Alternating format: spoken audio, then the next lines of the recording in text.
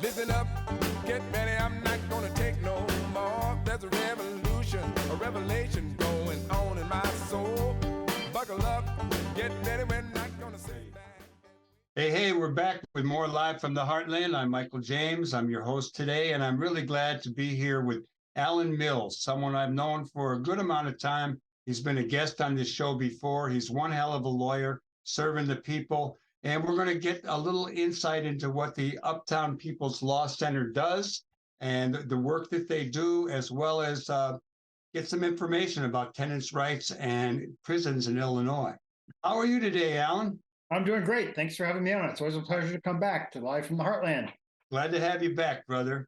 Well, you started volunteering at the Uptown People's Law Center way back in '79. You come out of Northwestern's law school. You went to work there. Eventually, I think in 2014, you were appointed the executive director, and under your leadership, the Uptown People's Law Center has developed the largest docket in the state of Illinois of civil rights cases filed on behalf of Illinois prisoners. So, True. All true. Give us a little history about yourself. You know, I like hopefully for the younger listeners that they get to hear older guys, and I'm older than you, but you are not a kid anymore. How did you end up becoming an activist? How did you become an organizer? How did you become a progressive people's lawyer? Well, in part, it has to go back to my childhood in the way I was raised. My mom was active in the civil rights movement back in Baltimore. Involved in sit-ins. Congress for Racial Equality was her vehicle for doing that back in the '60s. I remember her getting arrested at some sit-ins to try to desegregate some housing in Baltimore. I certainly remember as a very young age as running an old mimeograph machine. If you remember those old blue I sure do. handles, right? And it came out almost unreadable. Today we have Zoom and Facebook and all those things, but in the old days you were cranking out the mimeograph machine by hand. So I did some of that cranking. I did some of the stuffing envelopes, and actually got to visit a prison way back when I was in high school. I was active in photography at the time, and my mom needed some pictures for whatever she was doing at the time. So I managed to get into a prison and take some pictures in Baltimore County, in the Baltimore City Jail. So that was my first exposure to prisons. And then my first exposure to civil rights also goes back then. My mom was close to Philip Berrigan, the Catholic priest.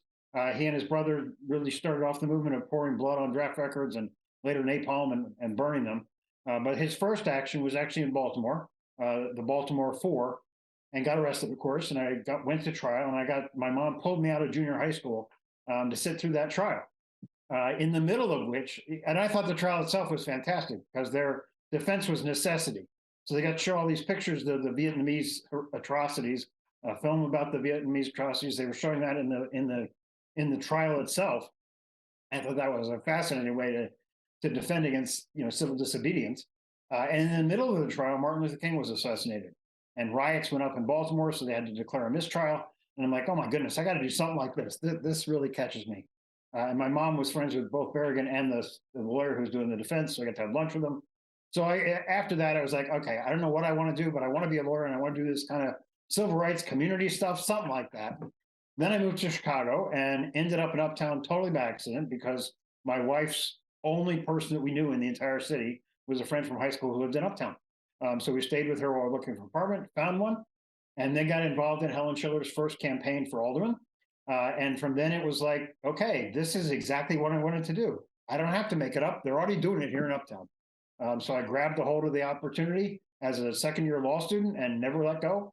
40 years later, I'm still here. That's nice. You mentioned the Berrigan brothers a couple times. I don't know, maybe your mother and my sister crossed paths. There was a film made called The King of Prussia about the Berrigan brothers, I think. And I know my sister worked in that film. Oh, cool. Anyhow, and Tom Clark, who sometimes comes on the show, he knows a bit about the Berrigan brothers and a lot of that kind of thing. Well, let's talk a little bit first about tenants' rights in Uptown. I go way back to Joint Community Union, starting in 1966. One of the things we did the most, I think we had the first collective bargaining contract with building owners over at the Gutman building, I think, on Kenmore Avenue. Yep. We had a lot of rent strikes, And I do remember spending a lot of time knocking on doors in Uptown, dealing with people's legal issues, protecting them from getting thrown out, going back into their basement and turning the electricity or the gas back on. Talk a little bit about your work with tenants and tenants' rights in Uptown. Well, I mean, I started off more or less where you guys ended, doing the same sort of work, representing a lot of tenants. At the time, most tenants, I mean, Uptown has obviously changed a lot since 1979 when I first started doing this work. When I first started doing this work, we're still doing exactly the same sort of thing you're talking about. Slumlords, terrible conditions, rent strikes, all that kind of stuff. And that's still going on to some extent, but really the Uptown community has changed so much. Massive gentrification happened. So really over the last 35 years or so, I spent a lot of my time fighting against that gentrification, either with a big class action lawsuit we did, but also just building by building, tenant by tenant, trying to keep people there. And as a result of that, but I don't want to say mostly the lawsuits, but mostly the great organizing that built on what you started, we have a lot of subsidized housing in Uptown now, more than any other community area in the city of Chicago. And that includes both senior citizen high rises run by CHA, scattered site buildings run by CHA, high rises that are subsidized through HUD, and now mostly are tenant owned or co-op owned. So we've got 10,000 plus units of that kind of housing in the Uptown, greater Uptown area anyway. So a lot of what we do now is defending those tenants, either from being evicted or really a lot of it comes from community pressure. And sadly, our current alderman, who anytime they see young black men on the street say, well, there's gang activity there. And we've certainly been at these sort of so-called community policing meetings where tenants share tips saying, you know, if you see a bunch of black people on the street and you just call up the police, they're probably not going to come. But if you tell them if they have a gun, then we'll be right out there. So always report you see a gun, whether or not you see one or not, that's how you should report it. And it's like, and of course, these are not people wearing suits and ties. These are kids who generally live in the subsidized housing, because that's what's left for poor people in Uptown is subsidized housing. So, you know, there's been that pressure. And my favorite sort of example of this is when almost the first thing our current alderman did when he took office was remove the basketball rims from the play lot over near my house on Malden Street. Yeah, I hate that. Yeah, I mean, he's like, because it's next to a school. And he's like, well, all these kids are hanging out in the play lot playing basketball and they make it unsafe for the kids in school. I'm like, where would you prefer them be? Out on the street, hanging in the corner, doing whatever? Or would you rather them playing basketball? And the principal of the school is like, we like them there. What are you talking about? We don't want those things gone. So that was the first fight we had. And it's just an attitude that whenever people are gathering on the street, they must be up to no good. And of course, they're not. They're just trying to live their lives like you and I did back when we were teens, right? Or maybe not as bad as you and I did back when we were teens. I don't want to put anything on them. I did some bad things, I know. Right. Alan, let me ask so that's where that our work these days is mostly defending people who are trying to be forced out of the neighborhood. Give us a little brief report on the politics in Uptown. You know, we had Helen Schiller for a long time. She was good. And then you got another alderman who now is retiring, and you just elected a new alderperson who people are real optimistic about. And I'm very optimistic about Angela. Yeah. You know, unfortunately, Alderman Kaufman won that election. There was like 15 people running when he was talking about elected. last time. Yeah, well, when he started 12 years ago after Helen retired the first election. Once you're in, you know, it's much easier to get reelected, although all of his reelections were very close. By a few hundred votes. But, you know, this time Angela won very handily.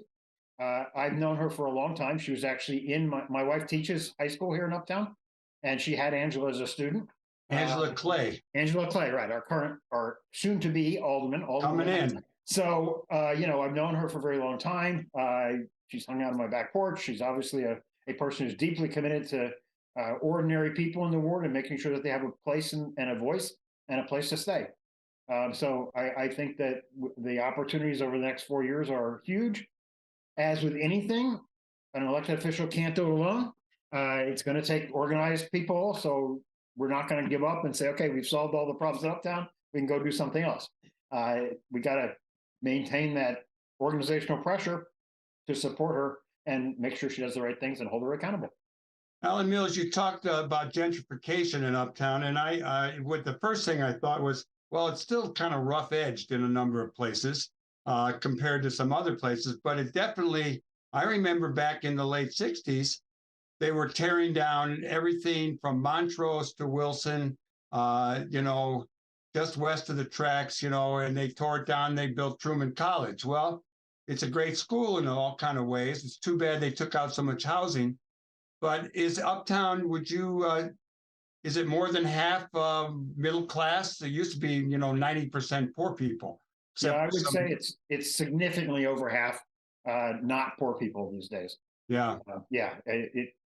Almost all the private housing that used to house poor people is gone. There's a few scattered buildings around, but the vast majority of stuff is subsidized where poor people live. Almost all that private housing has been gentrified or torn down, and we have right now there are 3 high rises on construction. We just a couple years ago did a high rise where the old hospital used to be at Clarendon and Montrose, unfortunately, the city under our current but soon to be last alderman Kappelman gave them millions of dollars in TIF subsidies in order to build a luxury high rise, which nobody in the neighborhood can afford. Supposed to be used for slum and blighted neighborhoods, but instead is used to create a brand new lakefront high rise with one of the best views in Chicago. Well, I hope that some of those middle class folks that have moved in have pretty strong values. I think they probably do. They obviously had enough support to bring Angela in. Yeah, and she won some of those. And she won some of those, condo owning precincts. Absolutely. I know when we up here in Rogers Park, we have a lot of people who will come to the neighborhood because they like, multiracial communities, but they don't always like class diversity. Right. That's the key one. Is like poor people, no matter what their color, aren't necessarily welcome. So it's an ongoing struggle. Alan Mills, I get notices from you regularly about stuff that you're doing in the Illinois state prisons. And, as I said before we began this interview, we got a lot of people. We got a state that we consider to be a pretty progressive state. In a lot of ways, we've done some good stuff. But I don't think that would be true of our prison system. And you're the guy that could probably tell us, you've brought an awful lot of cases around Illinois prisoners. Talk about your work in prisons, the status of the Illinois prisons, and what people can do to make them better. So you're absolutely right. I mean, when I started doing this work with prisoners, it was really because people from Uptown went to prison. And those folks that started the Uptown People's Law Center, and I've been here for a while, but not from the beginning, very much believe that when somebody from the community went to prison, they were still part of the community. Just like we consider homeless people our neighbors, not some outside invading force. We also consider people in prison who came from our neighborhood to be part of the neighborhood. So that's how we got started. But since then, it's really expanded. We currently have 6 class action cases going around the entire state, and another dozen or so individual cases. And when I started doing this work, I thought of Illinois, like you say, it's a good, solid blue state, relatively well off. And therefore, I figured we probably had decent prisons compared to everywhere else, and we're just trying to change it. That is totally untrue. As we've been working with experts who are the ones who are trying to tour prisons all over the country, we're told that we're in the battle for the bottom with places like Alabama, places like Oklahoma, places like Texas, places that make the news, and that everybody says, well, yeah, it's Alabama. Of course, they got terrible prisons.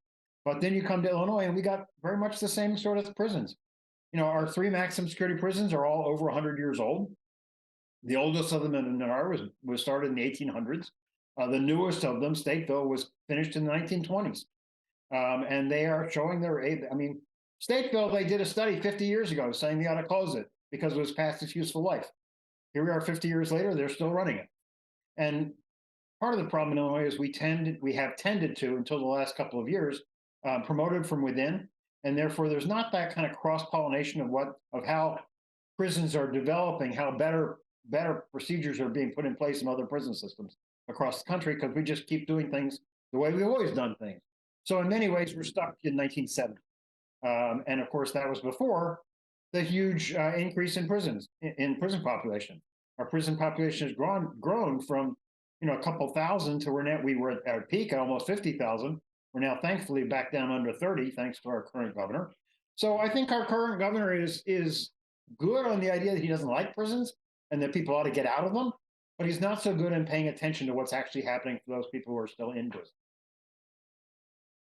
How do you think, Alan Mills? How do you think the movement, grassroots, politically conscious folks, what kind of steps would you suggest we take to improve our prisons? And besides calling our state reps and people we know, and we hopefully can bend their arm a little bit, but it's there was a time when the Panthers used to bus people to prisons.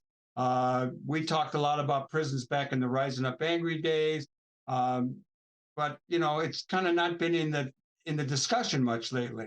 How do you bring it back, and what are some concrete things that we should ask for or demand? So I think that obviously we need to get people out of prison. So for example, this year there was an elder parole bill because Illinois doesn't have parole. So we had a bill that said anybody who'd been in prison for more than 25 years and it spent more than 25 years in prison, was over the age of 55, should have an opportunity to parole out. There's no reason to keep these old people here. They're also sucking up huge amounts of our medical expenses in prison because they. I bet. Yeah, we've got people who are totally disabled. We got people who need 24-hour round-the-clock care. You have people who are bedridden, who have to be turned every couple hours or they develop bed sores. What are they doing in prison? There's no reason whatsoever that they're in prison. It's the most expensive possible way to provide medical care. And of course, they're not eligible for Medicaid. So we're footing the entire bill. So those people should get out. But I think the bottom line is there's this weird disconnect between people who are fighting for, like, for example, mental health care on the outside. We had a really great movement in Chicago, and it's still continuing, when they tried to close all those neighborhood clinics. There was a real movement of mental health care, but it never connected and included those people who are inside prison and getting terrible mental health care. And those links just have to be rebuilt. Prisons are not separate from society. They're like a microcosm, and they share all the same problems. We've got a great movement for disabled people on the outside. That has become a real political force, but they tend not to talk about disabled people who are in prison. So I think that what really is needed is that those linkages need to be rebuilt so that it shouldn't be a separate prison movement. I'm all in favor of that, but it doesn't have to be separate. It just has to be linked to the stuff that's going on the outside. And the same with race. Frankly, there's been great organizing about racial equality and discrimination and police abuse and all that on the outside. I always say the police abuse and the racism of the police system doesn't stop at the point you're arrested. It gets worse. But all the attention is to what happens at up to the point of arrest. After that, it gets worse. Well, Alan, I want to first of all, before I got another question, but I want to invite you to come on anytime you want when there's stuff going on that's relevant to prisons. And I want to ask you, I got two things. I want to ask you first, what is your take on the status of Cook County Jail? I would imagine your law work takes you there too. We've always liked Tom Dart. He gets some good press, he gets some bad press. He, like you, has been a guest on this show. When he came on, we played that song, I Fought the Law and the Law Won. But what's your take on Cook County Jail and the status of that and what's going on? I think I have sort of mixed feelings about Cook County Jail. On the one hand, I think Sheriff Dart has self-labeled himself the most progressive sheriff in the country. And that's probably true. But it's also a pretty low standard. Sheriffs don't tend to be the most progressive people around. So you can be the most progressive sheriff in the country without being all that progressive. I think that Sheriff Dart has lots of good intents. He certainly understands the system, but he will be the first to tell you that Cook County Jail is still staffed by way too many, what he said in the papers, Neanderthals. People who are doing things the old way still believe the way you run a jail is to hit people over the head. Still believe that the purpose of jail is to punish people rather than just to keep them safe while they're waiting for trial. So, I've sued Tom Dart. I've supported Tom Dart. I've done both of those things. The jail is a jail. And the bottom line is we should have a lot fewer people in it, which Tom Dart agrees with. I'm not sure we agree on exactly how small it should get or who should be released, but we both agree it should be a lot smaller than it is. Alan, let me ask you one last thing. You're not the only outfit that deals with prisoners in Illinois. And we've had a number of people from the People's Law Office, not the Uptown People's Law Center. And I really have a lot of admiration and respect for both outfits. I wonder if you guys ever talk to each other, have done anything together, and if you're friendly with each other or you compete for cases. Sadly, there's no competition. There's way too much to be done. So we're not competing with anybody. Right. Yeah, we talk all the time. They're our good friends. We both have similar sorts of roots back in the 60s in the Black Panther Party and all that. Really came out of that. Different aspects of it, but we all have the same roots and we all deal with the same people. They've really focused a lot more on police misconduct. We focus a lot more on prisoner rights, but there's obviously an overlap. And they still do some great prisoner work. So yeah, we love the People's Law Office. They're doing great work. You're my two favorite legal outfits. As we close this segment, do you have anything that we left out or anything that's really pertinent or anything words of wisdom you would like to share? I guess what I would the final words I have is we have to stop ignoring prisons. They're not some separate entity here. They're where society hides its problems. Just like we don't solve the homeless problem, instead we arrest homeless people. We don't provide decent mental health care on the outside. Instead, we criminalize it. We criminalize our social problems. We need to pay attention to prisons, and we need to stop sending people to prison rather than solving the problems. And if anybody wants to get a hold of you, they can just go on and find Uptown People's Law Center. And we have a website with lots and lots of information in it. Way to contact us. If you want to volunteer, let us know. If you have a case, a loved one in prison, let us know. We have a mailing list you can sign up for, which you're already on, I know. Everybody else should join too and get the same information Michael James has. Thank you, Alan Mills. Keep doing good in the world. You're a hell of a guy, and I'm going to look forward to seeing you in person in a not too far off. I will be back on as soon as I can. All right, brother.